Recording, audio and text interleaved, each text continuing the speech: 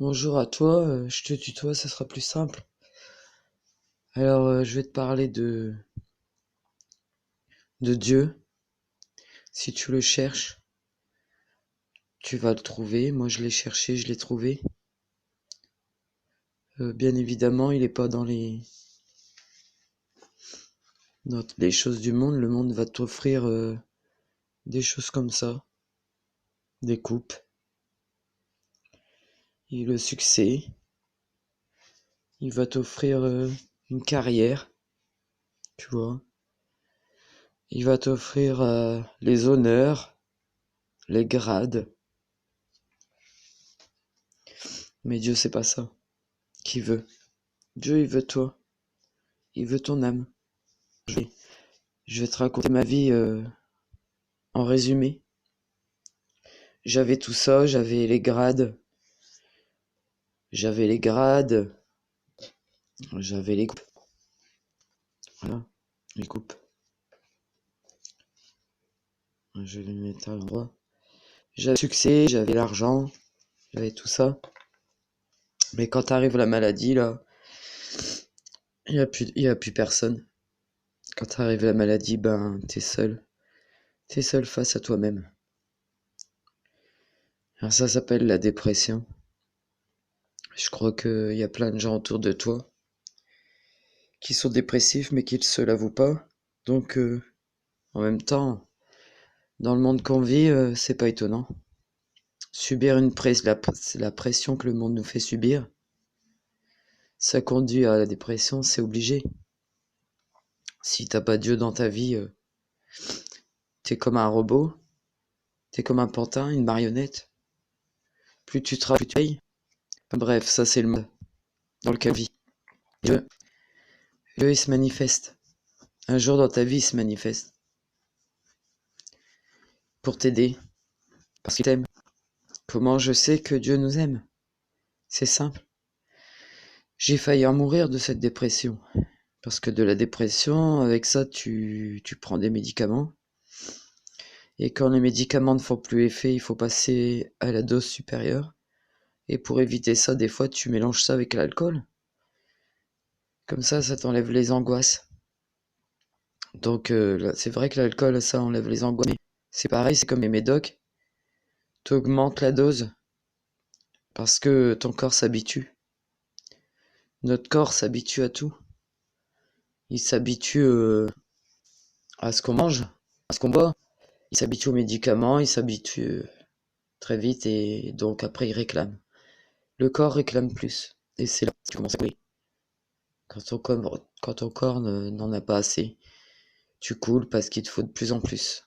Tu cherches dans les médicaments ou la drogue ou l'alcool du réconfort, un apaisement, une paix.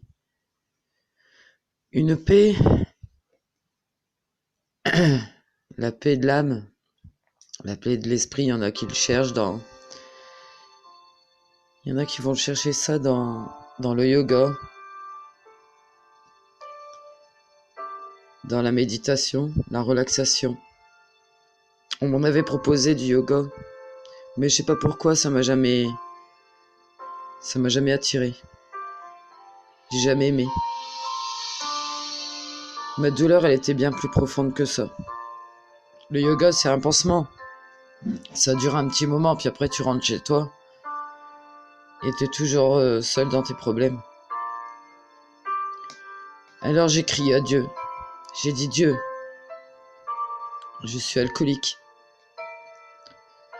Aide-moi parce que j'ai peur de mourir. J'avais vu un film, c'est Un dernier pour la route. Et ce film-là m'a ouvert les yeux. Il m'a fait comprendre que j'allais mourir. J'allais mourir à cause de l'alcool, mais quelle maladie honteuse quand t'as les gens qui viennent aux enterrements. Quand les gens ils viennent à ton enterrement et qu'ils parlent de toi en disant c'est l'alcool qui l'a tué, c'est la honte. Il vaut mieux mourir dignement. Mourir pour son pays, tu vois.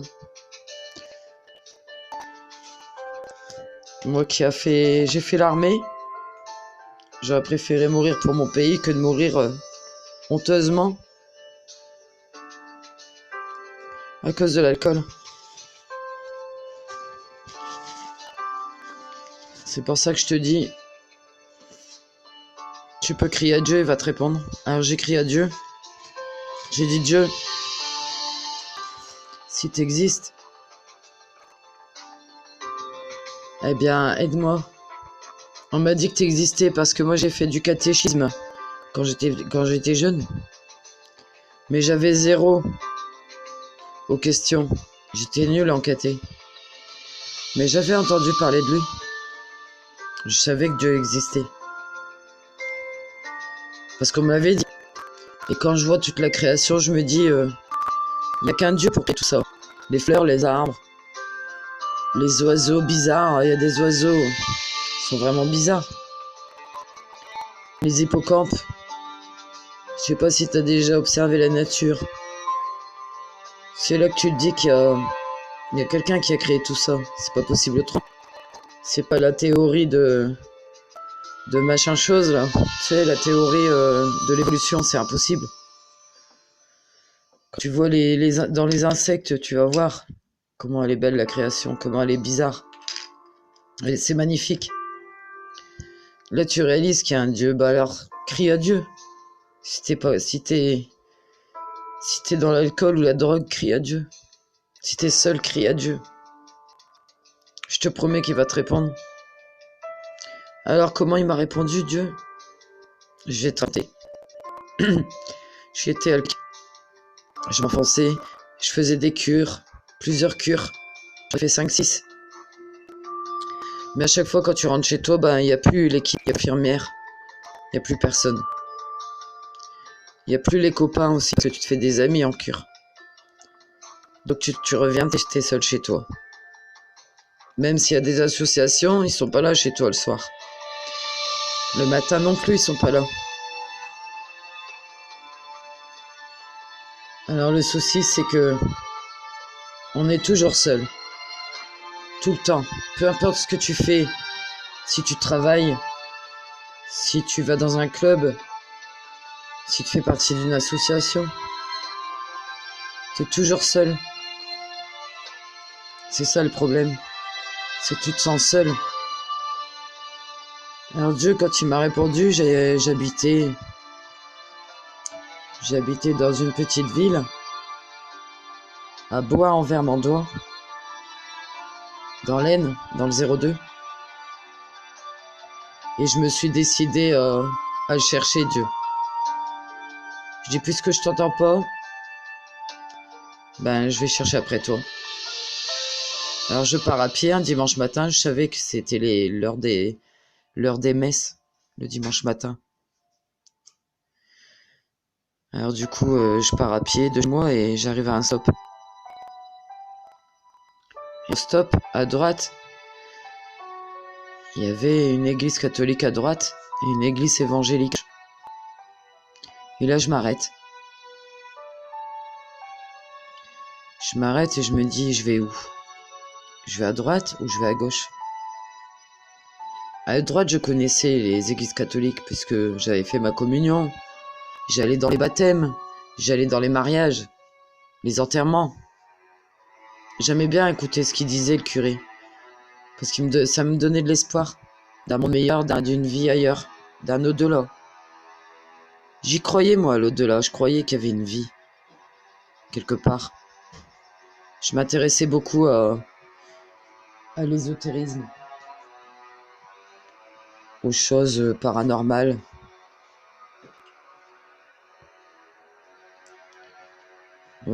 À la vie après la mort. Ce que le curé me disait, des fois, ça m'interpellait. Il me parlait de Dieu, il me parlait de Jésus, il me parlait du paradis, de l'enfer. Quand on va à la messe, il parle de ça, quoi.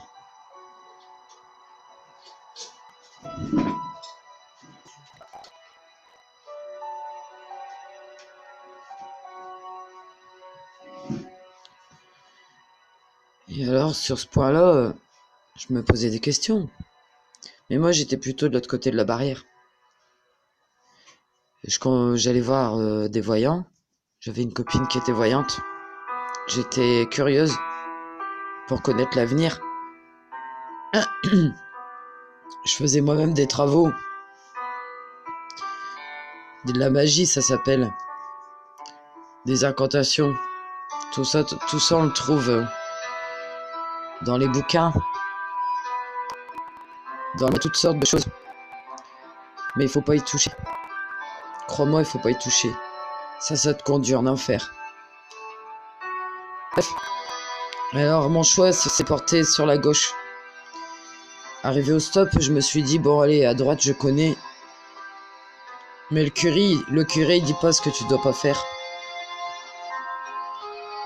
Le curé te dit pas, fais attention aux voyants. Il dit rien, il te met pas en garde. Donc, vaut mieux aller à gauche.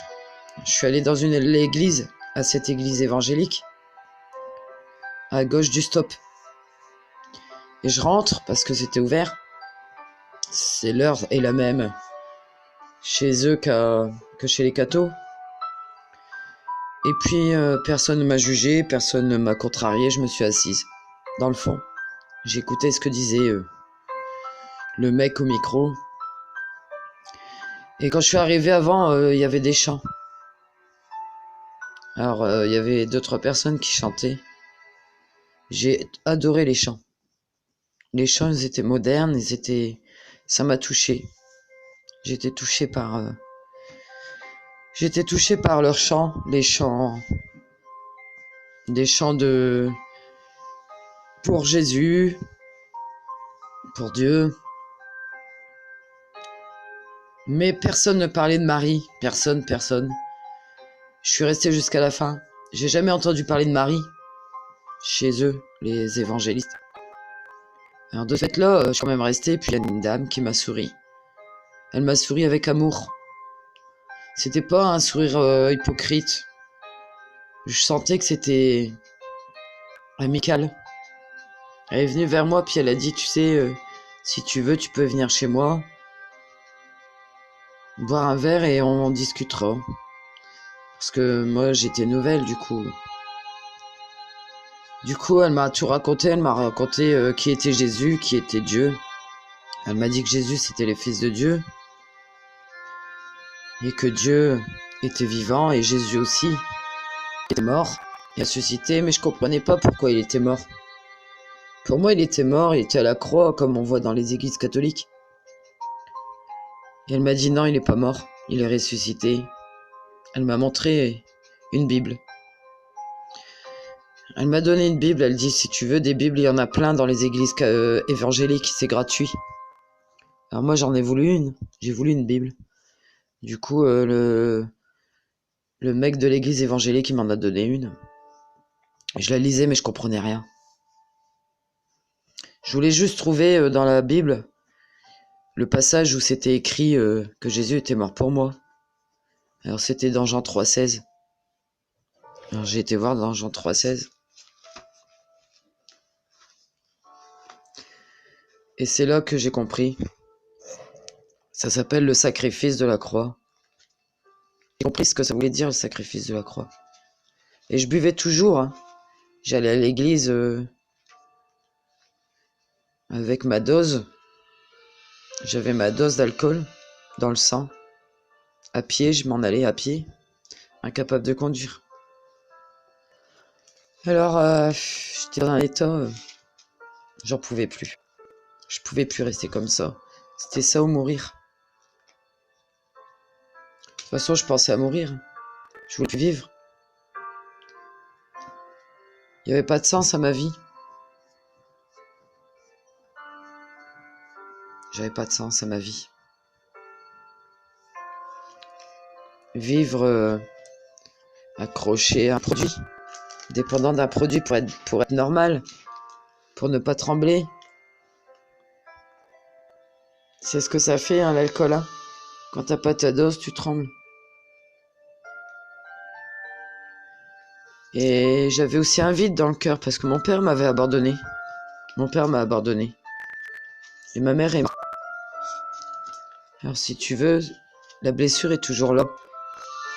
Mais Dieu a décidé de me guérir. Alors je suis passé par cette église pour rencontrer Dieu. Après, j'ai quitté cette église. Mais avant de quitter l'église, j'ai fait mon baptême. Le baptême d'eau. C'est le baptême dont parlent les Écritures. Dans les Écritures, il est écrit que celui qui sera baptisé d'eau et d'esprit sera sauvé. Donc j'ai reçu mon baptême d'eau. Je me suis fait baptiser d'eau et d'esprit. J'ai reçu le Saint-Esprit. C'est quoi le Saint-Esprit? C'est Dieu qui vit en toi. C'est son esprit qui vit en toi. Et maintenant, ma vie n'est plus pareille. Je regarde plus pareil les choses de la vie, les choses du monde. Alors, tu trouveras ça dans Jean 3,16. Car Dieu a tant aimé le monde qu'il a donné son Fils unique, afin que quiconque croit en lui ne périsse point, mais qu'il ait la vie éternelle. Donc je me suis posé la question, qu'est-ce que ça voulait dire? Pourquoi Dieu il a donné son Fils unique? Et alors j'ai cherché. Alors, après c'est écrit, Dieu en effet n'a pas envoyé son Fils dans le monde, mais pour qu'il juge le monde. Dieu en effet n'a pas envoyé son Fils dans le monde pour qu'il juge le monde, mais pour que le monde soit sauvé par lui. Mystère. Celui qui croit en lui n'est point jugé, mais celui qui ne croit pas est déjà jugé. Il est jugé par le monde, bien sûr, par les péchés, parce qu'il a cru au nom du Fils unique. Et ce jugement, c'est que la lumière étant venue dans le monde, les hommes ont préféré les ténèbres à la lumière. Si tu rejettes la lumière, c'est que tu préfères les ténèbres, parce que leurs œuvres étaient mauvaises. Sache qu'on est tous mauvais. Moi aussi, moi la première. Donc, autrement dit, je t'explique ça. C'est que si tu crois à Jésus, qui est la lumière, t'es sauvé en fait. Tu vas à la lumière, donc tu y crois, c'est que tu adhères. Si tu adhères à Jésus, le Sauveur, le Messie, t'es sauvé. C'est-à-dire que t'es pas condamné pour aller en enfer. Même si t'es toujours pécheur comme moi. Je serai toujours pécheur. Toute ma vie. Mais tout ça, toutes ces choses du monde ont failli, tu sais. Le succès, les grades, les coupes. Voilà, le succès. Tout ça, ça faillit à côté du trésor que j'ai trouvé. Le trésor, c'est Dieu et son Fils Jésus. Après mon baptême, il s'est passé un truc, un miracle. Donc j'ai rentré dans la baignoire, là-bas à l'église. Ils avaient mis un drap blanc dans la baignoire. C'était magnifique. Avec beaucoup. Alors je me suis mis dans l'eau. Je suis sorti. Le pasteur, il a fait une prière.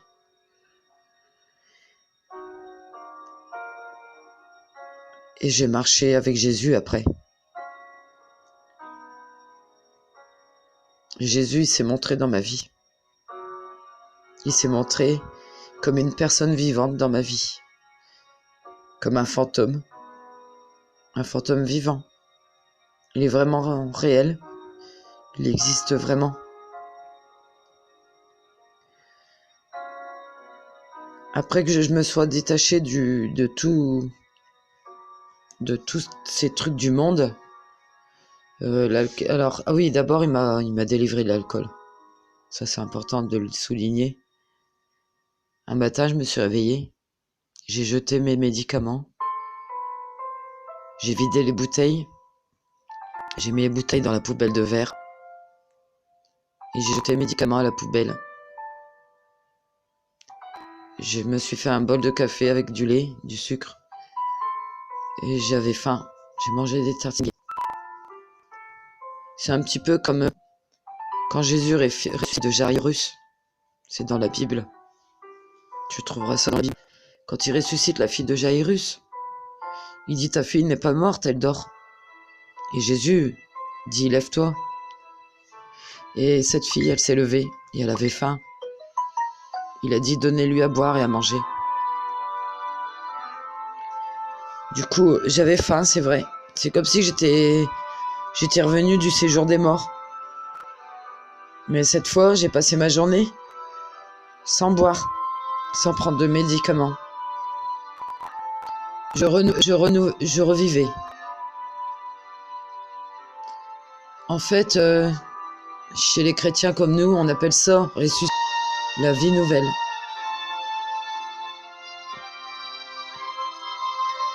Donc, je suis ressuscité en Christ.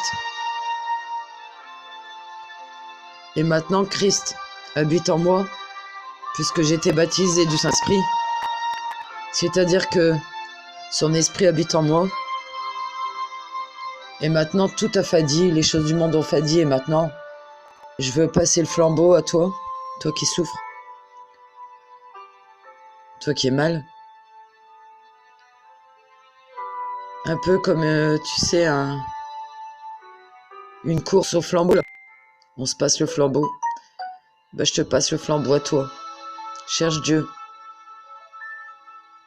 Cherche une église, parce que maintenant, elles se font rares, les églises. Sache que l'islam est en train de s'imposer.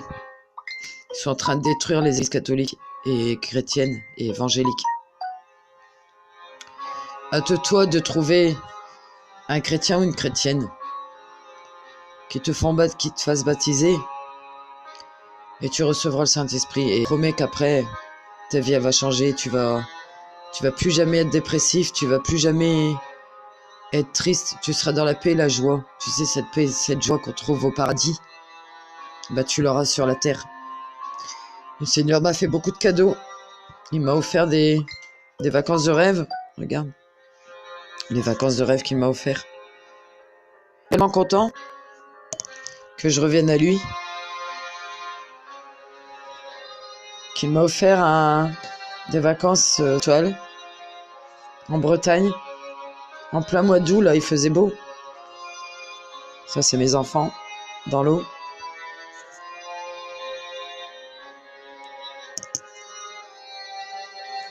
Dans ta misère,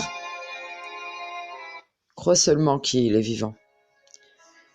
Cherche-le de tout ton cœur. Justement, c'est dans la misère qu'il vient nous chercher. Il n'est pas venu pour les bien portants, il est venu pour les malheureux, les misérables. Jésus, il le dit, hein. Je suis pas venu pour les bien portants. Tu le trouveras dans les Écritures. Pourquoi il n'est pas venu pour les bien portants? Parce que les bien portants, ils cherchent pas Dieu. C'est pas qu'il fait du favoritisme, hein. Non, c'est parce que ils cherchent pas Dieu, ils le trouvent. Eux, leur Dieu, c'est quoi? Les belles voitures, les restos, les vacances, leur maison, leur villa, leur piscine, leurs amis, leurs fêtes, leurs repas, leurs pognons. Ils n'arriveront pas à trouver Dieu avec tout ça. Moi, Dieu me suffit. Dieu me suffit. Il me suffit parce que c'est un trésor. Non seulement il guérit, non seulement t'es plus jamais seul, puisqu'il vit en toi. T'es plus jamais seul. Alors j'ai cherché son nom parce que j'ai fait des études toute seule chez moi. Alors je savais qu'il s'appelait Jésus. Ça, tout le monde le sait, hein. Le Fils de Dieu s'appelle Jésus, mais j'avais un doute parce que chez les Juifs, ils l'appellent Yeshua. Ils l'appellent comme ça. Attends, je me suis trompé. Voilà. Ils l'appellent Yeshua. Donc ça, c'est son nom en hébreu, Yeshua. Tu l'appelles comme tu veux, tu l'appelles ou Jésus ou Yeshua. L'important, ce n'est pas dans l'écriture, l'important, c'est dans ton cœur. L'important, si tu l'appelles Yeshua ou Jésus, C'est ton cœur qui l'appelle. Tu comprends? Lui, il regarde à ton cœur. Il regarde pas ce que tu dis, ce que tu penses, il regarde pas ça, il regarde ton cœur. Après, si tu as un cœur pour les malheureux, il va le voir, il verra aussi ton cœur. Donc, voilà maintenant ce que je crois. Psaume 23. Jean 3,16, c'est ce que je t'ai lu tout à l'heure. Dieu a tant aimé le monde qu'il a donné son Fils unique, afin que quiconque croit en lui ne périsse point. Ne périsse point, ça veut dire que ne va pas en enfer. Tu n'iras pas en enfer si tu crois en Jésus, si tu donnes ta vie à Jésus. Si tu le prends comme ton meilleur ami, ton guide, ton compagnon de marche, si tu marches avec lui, tu périras pas. Tu n'iras pas en enfer, parce qu'il viendra toujours te rattraper. J'ai déjà vécu plusieurs fois des chutes, des combats. Je te dis pas que la vie elle est facile, hein. Mais elle est meilleure avec lui, parce que il est tout puissant. Lui il chasse, il tue les ténèbres, il tue les démons, il tue le diable. C'est le diable qui fait tout ça sur la terre. Le diable existe, hein. Lui et puis ses anges déchus. Il embobine les gens dans leurs pensées. Il leur fait faire des choses horribles. Ils savent pas les gens qui sont possédés. Quand tu vois un homme, un soldat qui tue un enfant, c'est pas un homme. C'est le diable qui fait ça.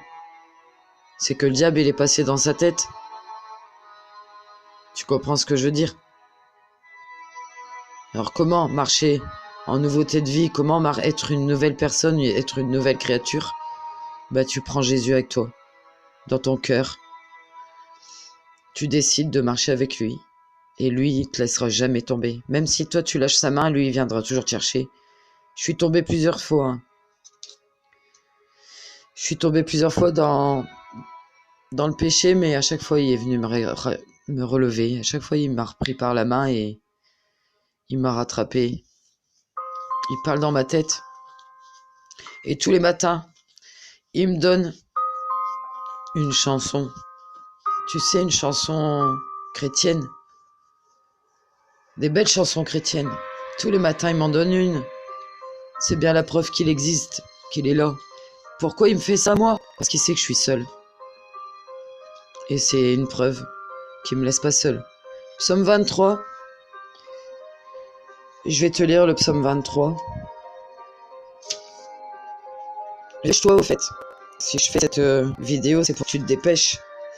Parce que les temps sont courts. Jésus, ou Yeshua, il va venir chercher son église. Son église, c'est quoi? C'est qui? C'est son corps. C'est quoi? C'est qui son corps? C'est ses enfants. Ceux qui ont donné leur vie à Jésus. Le seul chemin. Jésus est le chemin, la vérité et la vie. Il est le chemin qui mène au Père. Et c'est Dieu qui m'a attiré à Jésus. Parce que j'ai cherché Dieu. Dieu a dit, non, Jésus a dit, nul ne va au Père si ce n'est que le Père qui ne l'attire à lui. Donc on a un sérieux problème. Si Dieu n'attire pas les gens à Jésus, on a un problème. Mais j'ai cherché Dieu. Et c'est pour ça qu'il m'a conduit à Jésus. Mon maître, le grand maître, le rabbi, mon guide. Il connaît tous les chemins. Il a habité sur terre. Il sait ce que c'est que d'avoir faim, d'avoir froid, d'avoir soif. Il sait tout ça. Il a connu les humains. Il traînait avec les gens de mauvaise vie aussi. Il a connu les prostituées, il a connu les collecteurs d'impôts, les tricheurs, les menteurs, les voleurs. Il a connu tous ces gens-là. Sache que tu as une place pour... T'as ta place aussi, toi. Sache que t'es pas jugé. Si tu viens à lui, tu te sentiras bien. Tu te sentiras sain. Parce qu'il a dit qu'on est sain quand on vient à lui. Quand on a Jésus en nous, on est considéré juste et saint devant Dieu. Quand tu vas mourir, tu pourras te présenter devant Dieu. Tu pourras dire, je suis VIP, j'ai la carte VIP. Tu vois, regarde, c'est ça ma carte VIP. C'est que j'ai Jésus-Christ. Donc je pourrais aller au paradis. Je dis pas que c'est facile, parce que tu essayes de plus commettre de péché, mais la chair, le diable, il est toujours à faute. On se combat de chaque jour. Comme un soldat, on doit combattre. On doit combattre. Le psaume 23 dit, l'Éternel est mon berger, je ne de rien. Il me fait reposer dans de verts pâturages. Il me dirige près des eaux paisibles, il restaure mon âme. Il me conduit dans les sentiers de la justice à cause de son nom. Et quand je marche dans la vallée sombre de la mort, je ne crains aucun mal, car tu es avec moi. Ta houlette et ton bâton me rassurent. Tu dresses devant moi une table en face de mes adversaires. Tu oindules ma tête et ma coupe déborde. Oui, le bonheur et la grâce m'accompagneront tous les jours de ma vie, et j'habiterai dans la maison de l'Éternel jusqu'à la fin de mes jours. Waouh! Voilà comment je vis. Je vis avec ce texte. Dieu est mon berger. Jésus est mon berger. Je manque de rien. Je te jure, je te promets. Je manque de rien. J'ai jamais manqué de rien. Au contraire, il me fait des cadeaux. De temps en temps, il me fait un petit cadeau pour me récompenser parce que je travaille pour lui, si tu veux. Je pêche pas le poisson, mais je pêche les âmes. C'est-à-dire que je conduis des âmes à Dieu. Parce que les âmes vont en enfer. Ils ne le savent pas. Et je suis là. Je suis là pour toi. Pour te montrer le chemin. Si tu as besoin de moi, contacte-moi en message privé. Si tu es malade, pareil.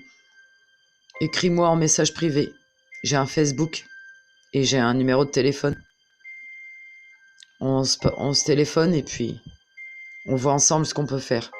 Si t'es dans l'alcool, dans la drogue, si t'es dans le monde, si t'es seul, si t'es perdu, si t'es dans la dépression, si t'es triste, je suis là pour toi. Ah oui, petite précision. Dieu me parle tous les jours. Parce qu'avec le Saint-Esprit qu'il m'a donné, j'ai reçu des dons. J'ai reçu des dons pour guérir. Un don de prophétie. C'est quoi un prophète? C'est quelqu'un qui voit la vie des gens, ce qui est caché, qui voit l'avenir aussi. Je vois aussi dans l'avenir ce qui se passe dans le monde. Un prophète, c'est quelqu'un qui répète ce que Dieu lui dit. Donc, parfois Dieu me parle, il me parle souvent. Il peut me parler pour toi, il peut parler pour le monde. Il m'a donné aussi le don de guérison, le don de prophétie. En fait, il nous donne des dons quand tu viens à lui. Quand tu passes par les eaux du baptême, non seulement il te guérit, mais après il te donne des dons aussi. C'est merveilleux. Je te promets, c'est merveilleux la vie avec lui. C'est pour ça que j'en parle aujourd'hui, dans cette vidéo. Pourquoi je me montre pas? Parce que les gens sont méchants et